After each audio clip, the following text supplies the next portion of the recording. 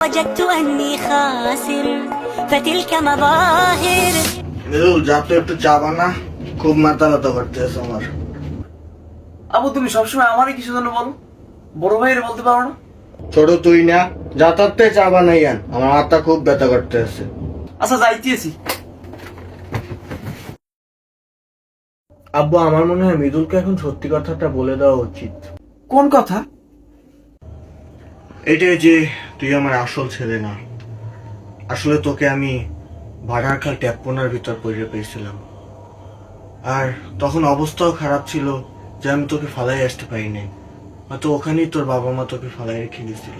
এখন জায়গা জমি নিয়ে সমস্যা যাতে না হয়, তোরা বড় হয়েছিস, এই জন্য তোকে সত্যি কথা বলে দিলাম।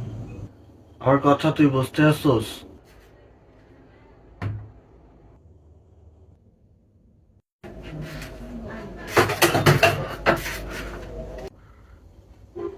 আব্বু সরি।